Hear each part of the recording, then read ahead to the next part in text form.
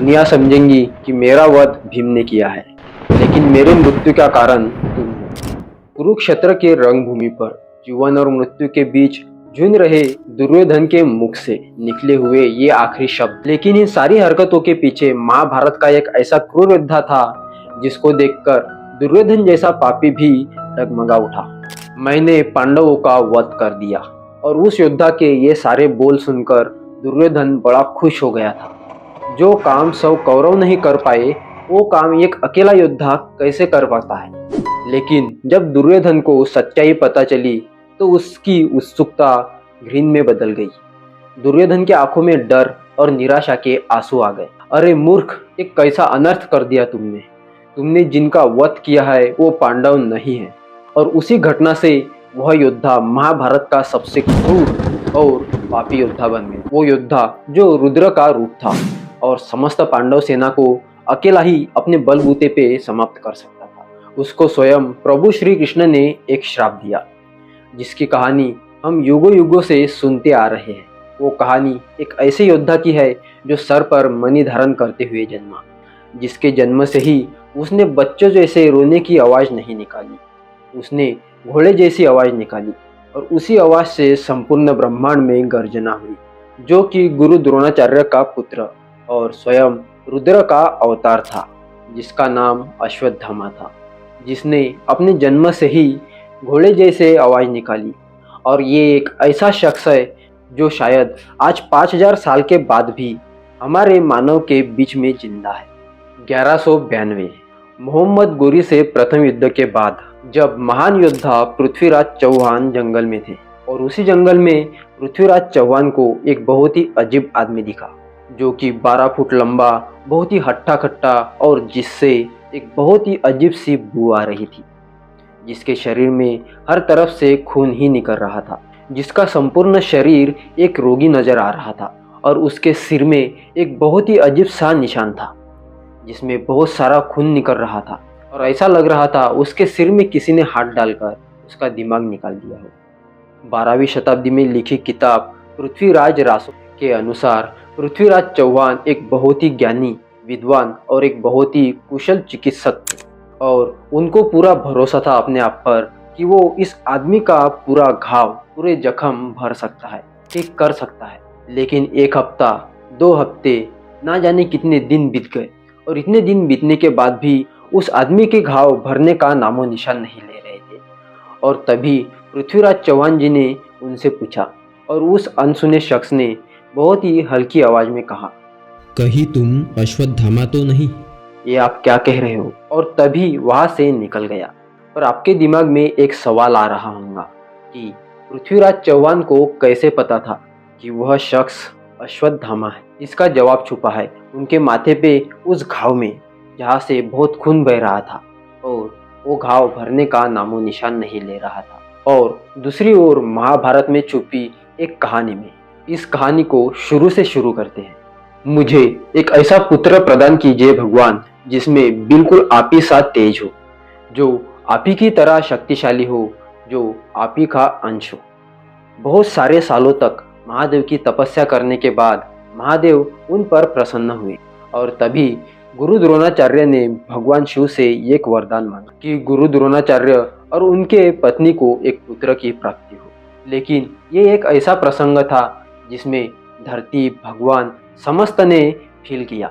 उस लड़के का जन्म हुआ, लेकिन जन्म होते ही उस लड़के ने सामान्य लड़कों जैसे रोने की आवाज़ नहीं निकाली, लेकिन उसने घोड़े जैसी तेज आवाज़ निकाली। और इसी के साथ उसके पिताजी ने उसका नाम अश्वत्थामा रख दिया। अश्वत्थामा मतलब अश्व जैसा गरजने वाला। शिव पुराण के अनुसार अश्वत्थामा स्वयं भगवान शिव के रूप थे, भगवान शिव के ही अंश थे। और इसी कारणवश अश्वत्थामा के सिर के एकदम बीच में वो मणि है, जिसे भगवान शिव के तीसरे आँख की तरह भी हम देख सकते हैं। और उसी मणि के कारण ही अश्वत्थामा को एक ऐसा वरदान भी मिला कि जिसे कोई परास्त नहीं कर सकता, जिसे कोई भूख पीड़ा नहीं मार सकती, जिस पर कोई अस्त्र शस्त्र का भी असर नहीं हो सकता। इसी के चलते गुरु द्रोणाचार्य को ये बात तो समझ आ गई थी कि उनका पुत्र साधारण नहीं है, वह एक बहुत ही अद्भुत, महान और बहुत बड़ा योद्धा होगा। यूँ तो आप यह समझ सकते हैं कि उन्हें अमरता का वरदान प्राप्त था।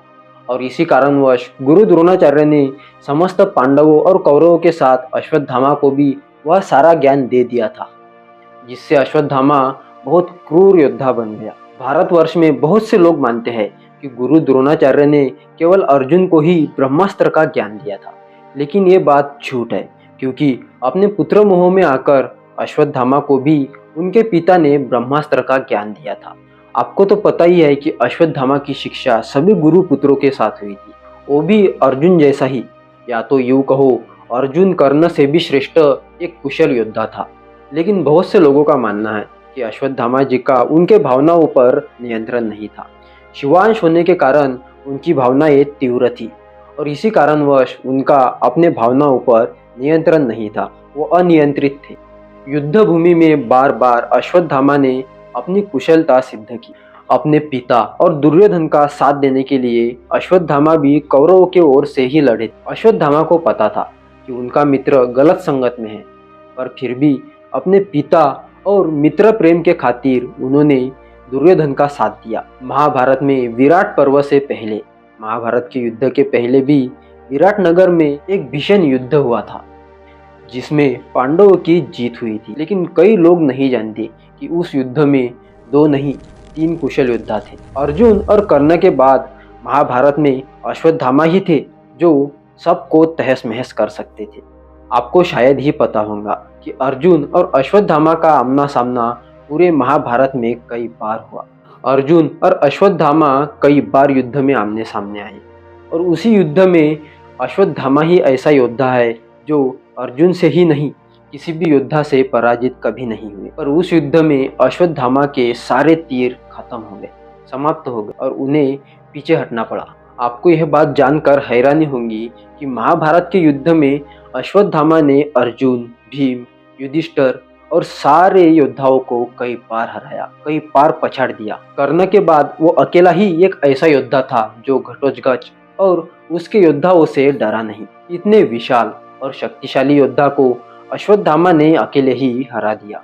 उसने अपने बाणों की इतनी तेज वर्षा की, इतने करोड़ों बाण भेज दिए कि जिसने सारे करीबन पांडव सेना को मार दिया। युद्ध के 14वें दिन अश्वत्थामा ने एक ऐसा अस्त्र चलाया जिससे युद्ध 14वें दिन ही खत्म हो सकता था। उन्होंने नारायण अस्त्र चलाया था जो कि सारी शक्तिशाली योद्धाओं को एक ही बाण में समाप्त कर सकता था। लेकिन प्रभु श्री कृष्ण ने सारे योद्धाओं को अपने तीर, अपने हथियार छोड़कर उसके सामने झुकने के लिए कहा, जिससे कि नारायण अस्त्र को समझ गया ये अपने शरण में आ गए हैं और नारायण अस्त्र वहां से गायब हो गया और सारी सेना बच गई। माना जाता है कि अश्वत्थामा का गुस्सा अपनी हद पार कर देता तो वह अकेला ही सारा युद्ध एक ही दिन में समाप्त कर देता था और वह समय बहुत ही जल्द करीब आ भी गया था। अगर वो कृष्ण शल कर सकता है तो मैं क्यों धर्म का पालन करूं। महाभारत में 14वें दिन कौरवों ने अपनी सबसे ताकतवर एक शख्स को खो दिया, एक योद्धा को खो दिया जो कि है पितामह भीष्म। और पितामह भीष्म के बाद केवल गुरु द्रोणाचार्य ही थे जिन्होंने अपने सारे समस्त सेना का नेतृत्व संभाला। उनके ज्ञान और शक्ति के सामने कोई भी नहीं टिक पाता था, उन्हें हराना असंभव था और इसीलिए प्रभु श्री कृष्ण ने छल से उन्हें अस्त्रहीन कर दिया और धृष्टद्युम्न के हाथों उन्हें मरवा दिया। और तभी अश्वत्थामा ने ठान लिया कि वह अपने पिता के मृत्यु का बदला जरूर लेंगे और तभी अश्वत्थामा ने ठान लिया कि वह अब और योद्धाओं को नहीं मारेंगे, किसी को नहीं मारेंगे। यह युद्ध रोकने की उन्होंने दुर्योधन के सामने प्रतिज्ञा भी ली और साथ ही अश्वत्थामा ये भी चाहते थे कि उनका परम मित्र दुर्योधन उनसे अलग ना हो। और युद्ध के 18वें दिन उसे एक चीज दिख गई, दुर्योधन का छल के साथ वध हो रहा है। और उसी दृश्य के बाद उसने निर्णय कर लिया कि वह पांडवों का वध कर लेगा, छल से हो या युद्ध से, वो उनको मार देगा। और वह उसी दिन पांडवों के शिविर में गया और उसने भगवान शिव की आराधना की और तभी भगवान शिव उससे प्रसन्न हुए और उसी समय भगवान शिव ने अश्वत्थामा को आशीर्वाद दिया और उसी समय से अश्वत्थामा अपने रुद्र रूप में आ चुके थे। उनका गुस्सा, उनकी शक्तियाँ अपनी सारी सीमाएं पार कर चुके थे और उस आधी रात में अश्वत्थामा पांडवों के शिविर में घुसा और उसके सामने जो भी योद्धा, जो भी सैनिक आता था उसे क्रूरता से मार देता था। निर्दयी से मार देता था। और अश्वत्थामा ने उसी दिन बहुत सारे महान योद्धाओं को अकेले ही मार दिया। श्रीखंडिनी, दुष्टधुम जैसे बहुत से योद्धाओं को अकेले ही परास्त कर दिया और एक शिविर में घुसा। वहां पर उसे 5 आदमी सोए हुए मिले और उसने उन पर भी हमला कर दिया। उसे लगा कि यह 5 पांडव ही है। उसमें से एक भीम जैसा ही हट्टा खट्टा आदमी था, जिसे लगा कि वह भीम ही है, और उसका बहुत ही क्रूरता से सिर धड़ से अलग कर दिया और उसी समय सारी पांडव सेना को नष्ट कर दिया, तहस महस कर दिया। सारे तंबुओं में आग लगा दी। सोते हुए अनजाने में बहुत से सैनिक मर गए और उसी वक्त अश्वत्थामा अपने शिविर में घुस गया। और दूसरे दिन जब सभी पांडव उठे और अपने शिविर में देखने लगे तो वह शॉक हो गए कि यह सारी घटना होकर हमें पता भी नहीं चली और उनके सारे पुत्र मर चुके। अब उन सारे पांडवों के आंखों से अब अश्रु नहीं, क्रोध की अग्नि बह रही थी, जो कि अश्वत्थामा को भस्म कर देना चाहती थी। लेकिन अश्वत्थामा तो स्वयं रुद्रावतार थे, उन्हें वरदान भी प्राप्त था और इसी के चलते उनका बाल भी बांका नहीं कर पाते थे यह पांडव। युद्ध का एक और दिन आया और इस युद्ध में अश्वत्थामा ने ब्रह्मास्त्र का आह्वान किया और बड़ी ही क्रूरता से पांडव के आखिरी पीढ़ी पर चढ़ा दिया। और तभी प्रभु श्री कृष्ण अश्वत्थामा पर बहुत गुस्सा हुए और उससे कहा कि तुम आजीवन ऐसे ही भटकते रहोगे, तुम मृत्यु के लिए तरसोगे पर तुम्हें मृत्यु कभी नहीं आएंगी और तुम्हें जो वरदान मिला था वह श्राप में बदल जाएगा। और तभी से आज तक अश्वत्थामा जंगलों में इधर उधर भटकते रहते हैं। कई लोगों का मानना है कि अश्वत्थामा आज भी मध्य प्रदेश में कहीं पर स्थित है। दोस्तों, ऐसे ही वीडियोस देखने के लिए चैनल को सब्सक्राइब जरूर करें।